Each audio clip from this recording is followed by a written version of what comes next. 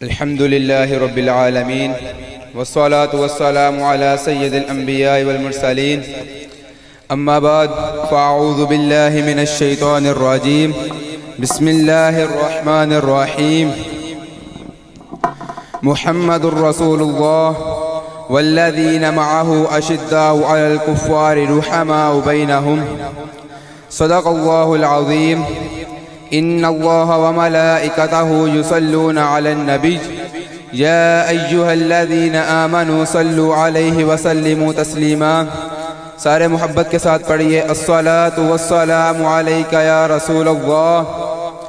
وعلى آلك وأصحابك يا حبيب الله الصلاة والسلام عليك يا إمام الأنبياء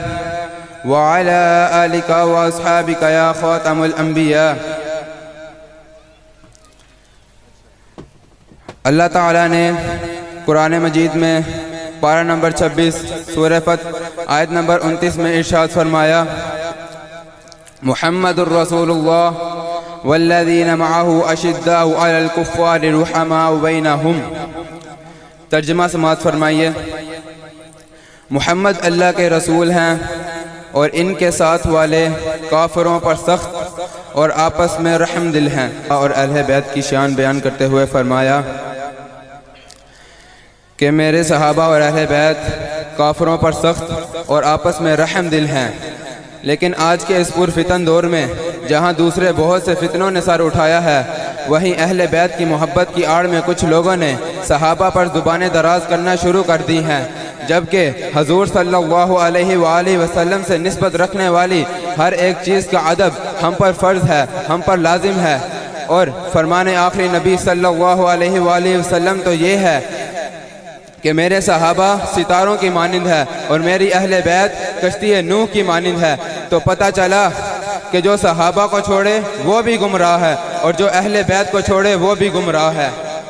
اسی حدیث پاک کی طرف اشارہ کرتے ہوئے امام اہل سنت مجدد دین و ملت الشاہ امام احمد رضا خان بریلوی فرماتے ہیں، اہل سنت کا ہے بیڑا پار اصحاب رسول نجم ہیں۔ اہل سنت کا ہے بیڑا پار اصحاب رسول نجم ہیں، اور ناؤ ہے اطرت رسول اللہ کی۔ معزز سامعین، میں آپ کی توجہ ایک اور نقطے کی طرف دلاتا چلوں کہ حضور صلی اللہ علیہ وآلہ وسلم کے صحابہ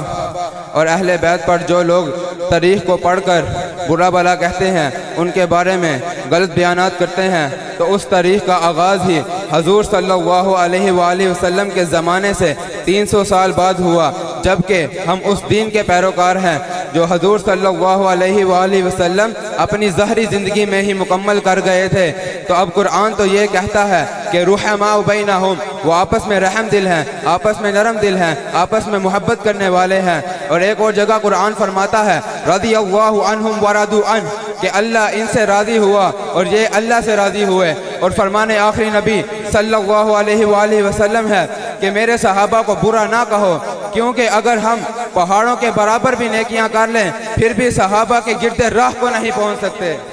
تو جو لوگ تاریخ کو پڑھ کر صحابہ کو اہل بیت کا دشمن ظاہر کرنے کی کوشش کرتے ہیں، تو میں ان سے کہتا ہوں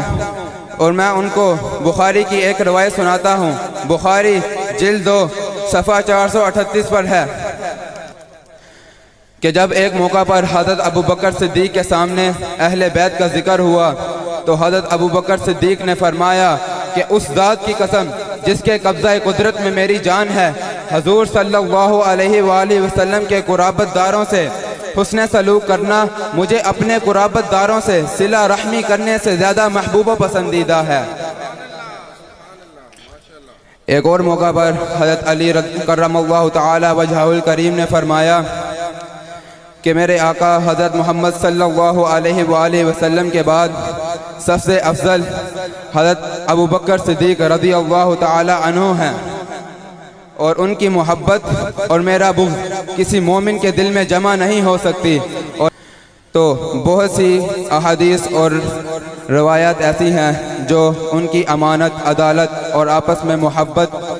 کی شاہد ہیں، اور مؤرخین کی اکثریت بھی ان کے آپس کی محبت، باہمی تعلقات اور رشتہ داریوں پر اجماع کرتی ہیں، اور احادیث اور تاریخ سے بہت سی ایسی روایات پیش کی جا سکتی ہیں جو قرآنی آیت رحماء بینہم کی مصداق ہیں۔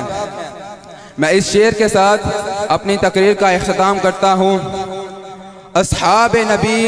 حق کے ولی ابو بکر و عمر عثمان و علی،